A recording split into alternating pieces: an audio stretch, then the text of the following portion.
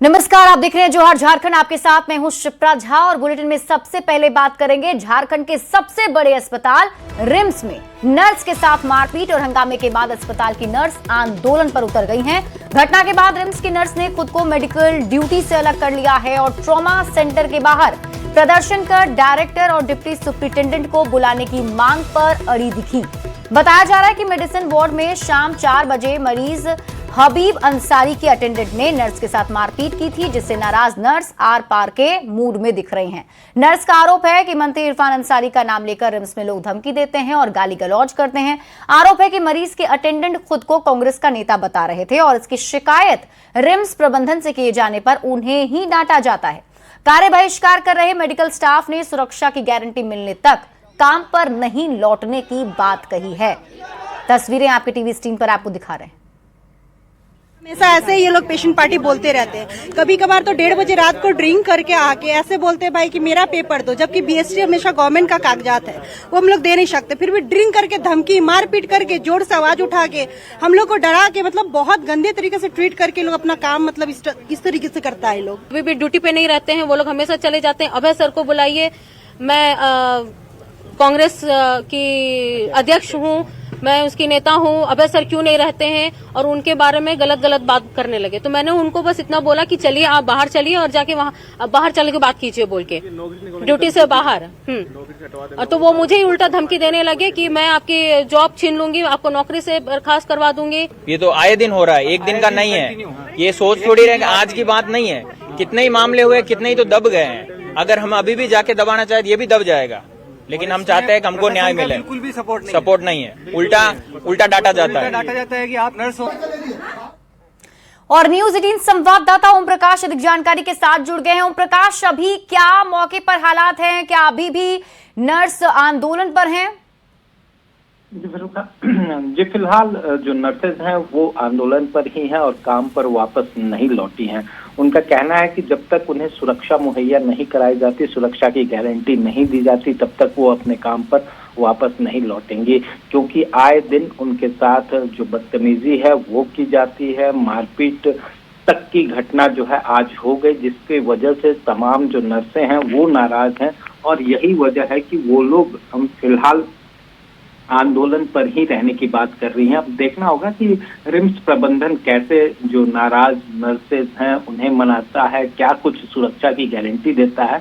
फिलहाल इसके लिए रिम्स प्रबंधन की तरफ से भी कवायदें की जा रही है, हालांकि अब तक बात नहीं बनी है। देखना होगा कि बात कब तक बनती है। जी ओम प्रकाश, जिस नर्स के साथ मारपीट हुई है उन्होंने क्या बताया? आखिर क्या हुआ था? कौन लोग थे?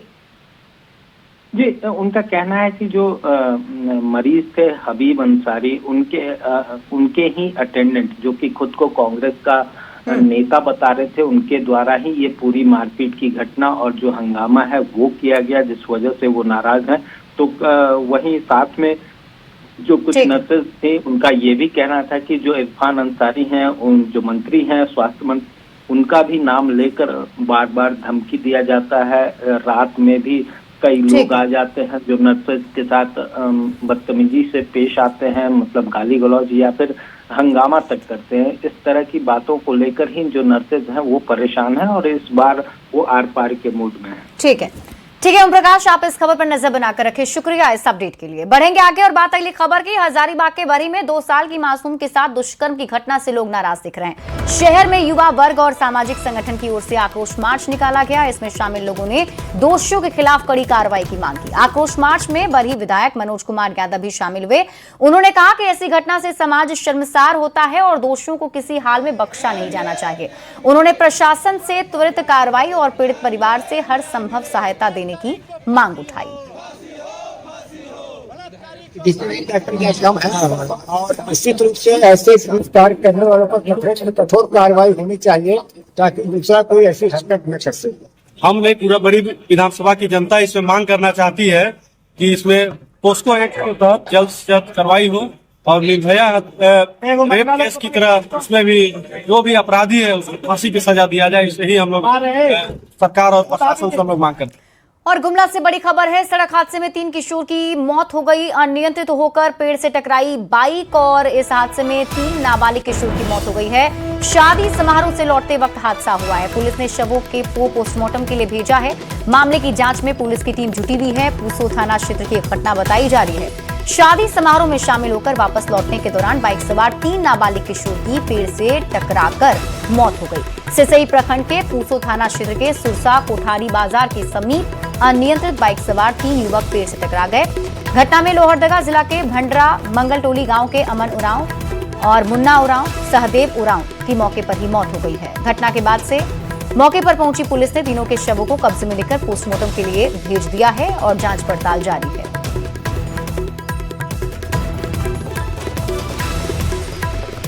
बोकारो से आपको इस वक्त की बड़ी खबर बताते हैं, जहां ट्रेलर ने 4 ऑटो को टक्कर मार दी। बताया जा रहा है कि नशे की हालत में ट्रेलर ड्राइवर था जिसने इस घटना को अंजाम दिया है। अलग अलग जगह पर 4 ऑटो से टक्कर होती है और इस टक्कर में 10 से अधिक लोग घायल हो गए हैं। बंगाल के एक व्यक्ति की इसमें मौत भी हो गई। पिंडरा जोरा के संथालडी के पास यह हादसा हुआ है। पुलिस ने गाड़ी जब्त कर चालक को भी हिरासत में ले लिया है।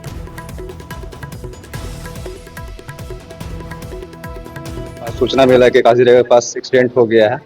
एक ट्रेलर मोटरसाइकिल चालक को मार के भाग रहा है। उस सूचना में हम लोग पहुंचे वहां और जख्मी हालत में जो लोग मिले उन्हें हम आनंद फानंद में लेकर सदर अस्पताल लाए, जिनका इलाज चल रहा है। अभी मेरे नज़र में 11 लोगों का इलाज चल रहा है, जिसमें कुछ देर पहले डॉक्टर साहब ने एक मृत घोषित किया है। चालक पकड़ा गया है। खबर आपको पलामू से बताते हैं, जहां पुलिस ने अवैध रूप से असेंबल मोबाइल बनाने वाले मिनी मोबाइल फैक्ट्री का भंडाफोड़ किया है। पुलिस ने खाप सरौना गांव में छापेमारी करते हुए भारी मात्रा में मोबाइल पार्ट्स बरामद किए और इस कार्रवाई में पुलिस ने मौके से 300 से अधिक मोबाइल फोन बरामद किए। इसके अलावा मोबाइल बनाने और असेंबलिंग में उपयोग होने वाले उपकरण जैसे कि battery, screen, charger, circuit board समेत अन्य सामान भी जब्त किया गया है। मौके से पुलिस ने 2 कारोबारी को हिरासत में भी लिया है। तो एक सूचना मिली थी कि सैमसंग और जियो का जो कीपैड मोबाइल है जो डिसकंटिन्यू हो चुका है कंपनी के द्वारा बनाना, उसको रिफर्बिश करके असेंबल करके दोबारा जो है सस्ते दाम पे जो है बेचा जा रहा है मार्केट में। इसी के सत्यापन के लिए एसडीपीओ लसलीगंज के नेतृत्व में और पांकी थाना प्रभारी के नेतृत्व में एक टीम का गठन किया था और इसी में जो है 2 आदमी का गिरफ्तारी हुआ है। रामगढ़ में अपराधियों का आतंक जारी है और इसी बीच अपराधियों ने एक शोरूम में अनोखे तरीके से चोरी की वारदात को अंजाम दिया। जहां सुभाष चौक के पास है चोर शोरूम के सामने चादर तानकर शटर को जैक से उठाकर दुकान के अंदर घुस गए, फिर दुकान में रखा 47 रुपए कैश लेकर फरार हो गए। वहीं चोरी की वारदात सीसीटीवी कैमरे में कैद हो गई, जिसके आधार पर पुलिस मामले की जांच में जुट गई है। पलामू में हुसैनाबाद के थाना प्रभारी सोनू चौधरी का सोशल मीडिया पर एक वीडियो काफी तेजी से वायरल हो रहा है, जिसमें थाना प्रभारी सोनू चौधरी पुलिस की वर्दी में अपनी पत्नी के साथ थाने में रील बना रहे हैं। ये वीडियो जैसे ही सोशल मीडिया पर वायरल हुआ, वैसे ही पुलिस की गरिमा और अनुशासन को लेकर सवाल उठने लगे। मामले की गंभीरता को देखते हुए एसपी ने एसडीपीओ को तुरंत जांच के आदेश दे दिए हैं।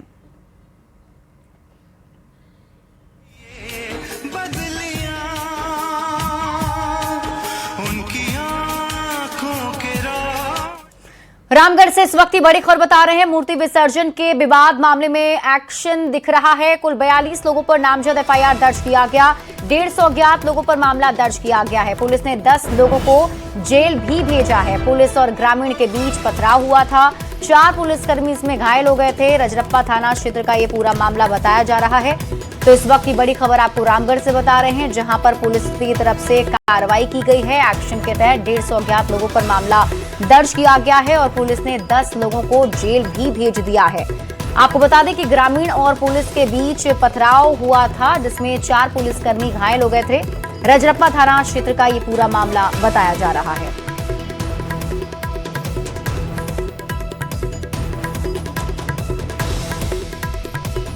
नेता प्रतिपक्ष बाबूलाल मरांडी के बयान पर झारखंड के स्वास्थ्य मंत्री डॉक्टर इरफान अंसारी ने तीखा पलटवार किया। उन्होंने बाबूलाल मरांडी के बयान को देश तोड़ने वाला बयान बता दिया। उन्होंने कहा कि बीजेपी भगवान राम के नाम का इस्तेमाल कर रावण राज्य स्थापित करना चाहती है। वे इस साजिश का विरोध करते हैं और किसी भी कीमत पर योजना का नाम बदलने नहीं देंगे। इरफान अंसारी ने बताया, कांग्रेस पार्टी इस मुद्दे पर लगातार आंदोलन कर रही है और उनका संघर्ष जारी रहेगा। समाज को तोड़ने वाला है। भाजपा ने नाम बदला है, कोई अपना रोजगार योजना नहीं दिया है, ये तो कांग्रेस पार्टी ने दिया है। लोग समझ रहे हैं एक साजिश के तहत भाजपा इस योजना को बंद करना चाहती है। ये भगवान राम को आगे करके पीछे रावण राज लाना चाहती है। 1993 में जेएमएम की ओर से बुलाए गए बंद के दौरान विस्फोट की घटना को लेकर पूर्व सीएम चंपाई सोरेन पर आरोप तय हो गया है। गम्हरिया थाना क्षेत्र से जुड़े मामले में Champai Soren MP MLA court में पेश हुए। कोर्ट ने चंपाई सोरेन के साथ श्याम नंदन टुडू और अरुण महतो के खिलाफ आरोप तय किए। सुनवाई के दौरान चंपाई सोरेन ने खुद को निर्दोष बताया। मामले में ट्रायल का सामना करने की बात कही। कोर्ट ने अगली सुनवाई में गवाहों को पेश करने का निर्देश दिया है। नगर निकाय चुनाव की तारीख के ऐलान के बाद गढ़वा में राजनीतिक सरगर्मी बढ़ती हुई दिख रही है। जेएमएम महासचिव मिथिलेश राय ने चुनाव की तारीख के ऐलान को लेकर विपक्ष पर तंज कसा। उन्होंने दावा किया कि जेएमएम को पहले गांव की पार्टी माना जाता था, लेकिन अब इसका विस्तार शहर तक हो चुका है। उन्होंने ये भी कहा कि जेएमएम के नेता और कार्यकर्ता गैर दलीय आधार पर हो रहे चुनाव लड़ेंगे और पार्टी उन्हें नैतिक समर्थन देगी। पहले कहा जाता था कि झारखंड मुक्ति मोर्चा गांव की पार्टी है। अब शहरों में झारखंड मुक्ति मोर्चा पूरी तरह से सभी दलों से ज्यादा मजबूत है, सभी दलों से। तो हमारे जो पार्टी के जो कार्यकर्ता हैं, पार्टी के जो नेता हैं, उनमें से ही लोग चुनाव लड़ेंगे और जो योग्य होंगे उनको पार्टी का जो नैतिक समर्थन होता है, नैतिक समर्थन मिलेगा और चुनाव जीतकर और अपने शहर की सरकार, छोटी सरकार के अंग बनेंगे। झारखंड में नगर निगम चुनाव को लेकर नोटिफिकेशन जारी हो गया है। वहीं पूर्वी सिंहभूम के मानगो नगर निगम, जुगसलाई नगर परिषद और चाकुलिया नगर पालिका का चुनाव होना है। इसमें जुगसलाई में 17 साल के बाद चुनाव हो रहा है। पूर्वी सिंहभूम में 9 नगर निगम, 20 नगर परिषद और 19 नगर पंचायत का चुनाव होना है, जिसकी तैयारी अब सभी राजनीतिक दल जुट गए हैं। आयोग द्वारा नगर निगम चुनाव को लेकर नोटिफिकेशन जारी हो गया और आप तस्वीर में दिखाने का प्रयास कर रहा हूं। अभी मैं मौजूद हूं जमशेदपुर के मानगो में, जहां पहली बार इस बार मेयर चुनाव होने जा रहा है। ये तस्वीर आप देख सकते हैं कि पूरी तरह से मानगो नगर निगम में इस बार मेयर चुनाव को लेकर लोगों में खासा उत्साह है, क्योंकि पहली बार इस बार मानगो नगर निगम में मेयर चुनाव होने जा रहा है। और तमाम प्रत्याशियों के बैनर पोस्टर आप देख सकते हैं कि मानगो क्षेत्र में पूरी तरह से बैनर पोस्टर पड़ा हुआ है।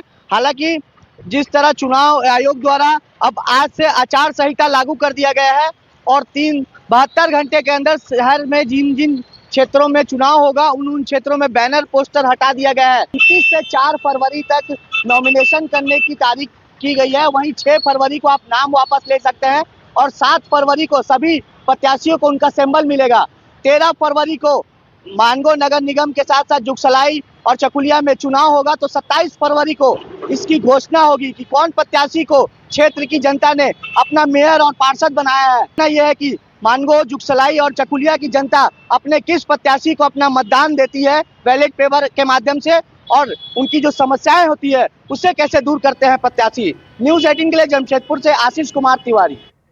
नगर निकाय चुनाव की घोषणा होते ही रांची जिला प्रशासन तैयारियों में जुट गया है। रांची शहरी क्षेत्र के 53 वार्ड और बुंडू के 13 वार्ड में 23 फरवरी को वोट डाले जाएंगे। सुबह 7 बजे से शाम 5 बजे तक वोट डाले जाएंगे, जबकि काउंटिंग 27 फरवरी को सुबह 8 बजे से शुरू होगी। बता दें, रांची में 10,27,000 मतदाता हैं।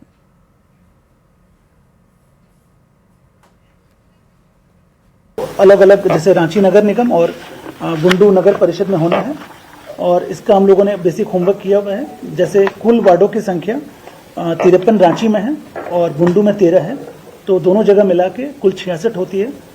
और जो मतदाता का जो हमारे पास रिकॉर्ड है वो 10,27,000 के आसपास रांची में है और 16,625 करीब 16,500 से लेकर 17,000 बुंडू में है।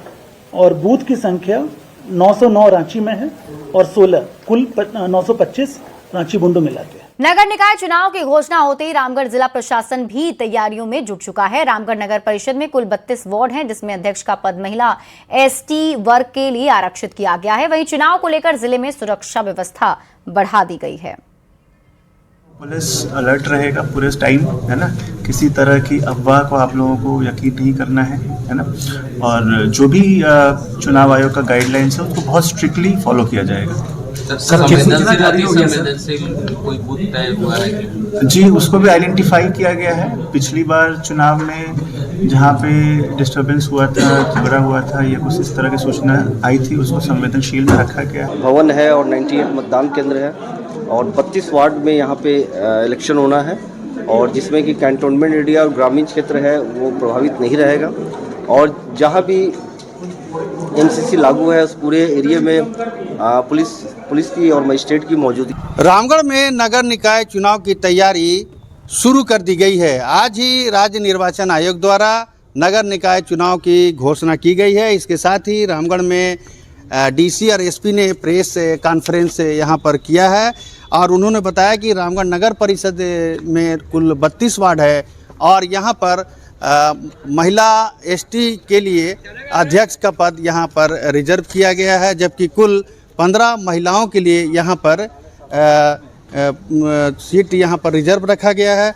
हम मतदाताओं की अगर बात करें तो रामगढ़ नगर परिषद में 97,698 मतदाता हैं, जिसमें पुरुष 49,238 और महिला मतदाताओं की संख्या 48,460 है। और पूरे 32 वार्ड में 90 मतदान केंद्र यहाँ पर बनाए जाएंगे और इसको लेकर के यहाँ पर तैयारियाँ शुरू कर दी गई है। फिलहाल यहाँ पर एसपी ने बताया कि सुरक्षा को लेकर अभी से ही तैयारियाँ शुरू कर दी गई है, जबकि डीसी ने बताया कि आज से ही पूरे 32 वार्ड में आचार संहिता भी लागू कर दी गई है और विभिन्न पदों के उम्मीदवार भी अपनी दावेदारी यहाँ पर पहले से ही पेश कर रहे हैं। खासकर अध्यक्ष पद को लेकर यहाँ ज़्यादा मारामारी देखने को मिल रही है। जावेद खान, न्यूज़ 18 रामगढ़। जामताड़ा में वीबीजी रामजी विषय पर जिला सम्मेलन का आयोजन किया गया। रानीडी पंचायत के श्यामपुर मोड़ में आयोजित कार्यक्रम में मुख्य अतिथि के रूप में नेता प्रतिपक्ष बाबूलाल मरांडी मौजूद रहे। बाबूलाल मरांडी ने दावा किया कि मनरेगा का नाम बदलकर वीबीजी रामजी किए जाने से विरोधियों में खलबली है। उन्होंने झारखंड में हेमंत सोरेन की सरकार में भ्रष्टाचार हावी होने का आरोप लगाया। साथ ही पीसा कानून को लेकर भी राज्य सरकार पर निशाना साधा। उस शब्द को ही हटा दिया, जो रूढ़ी प्रथा धार्मिक परंपराएं, उसको उन्होंने शब्द को ही हटा दिया और जिससे उनके हक और अधिकार को इन्होंने छीना है, उसका हम लोग विरोध कर रहे हैं। हमने कहा है कि उसके लिए पार्टी चारासा पहुंचे पूर्व सीएम चंपाई सोरेन ने झारखंड की गठबंधन सरकार और सीएम हेमंत सोरेन पर हमला बोला है। पेसा कानून, सारंडा वाइल्ड लाइफ सेंचुरी और सेरेंग सिया शहीद दिवस के मुद्दे पर उन्होंने सरकार को निशाने पर लिया। 2 फरवरी को सेरेंग सिया शहीद दिवस में शामिल होने का उन्हें निमंत्रण मिला है। चंपाई सोरेन ने आरोप लगाया कि उनके आने की सूचना के बाद जिला प्रशासन की ओर से शहीद स्मारक समिति के लोगों पर कार्यक्रम स्थगित करने का दबाव बनाया जा रहा है। कोई ग्राम सभा का किसी को पूछने का जरूरत नहीं है। आज भी 13-20 गांव आंदोलन में है। यही अब राज। अगर हम नहीं रहता, नागरिक के आदिवासी जमीन भी घेर लिया था ये सरकार। हम आ जाएंगे लाखों आदमी के साथ, देखते हैं ये सरकार का दम कितना है। यही अगर उनका हमारा जनसमर्थन देखना चाहता है। रांची के लोक भवन में गणतंत्र दिवस समारोह के औपचारिक समापन के प्रतीक के रूप में पारंपरिक बीटिंग रिट्रीट समारोह का आयोजन किया गया। कार्यक्रम में राज्यपाल संतोष गंगवार और विधानसभा स्पीकर रविंद्रनाथ महतो मौजूद रहे। कार्यक्रम में राजपूताना राइफल्स की 11वीं बटालियन गोरखा रेजिमेंट जैप 1 ने अपने अपने बैंड की धुनों पर लोगों को जोश से भर दिया।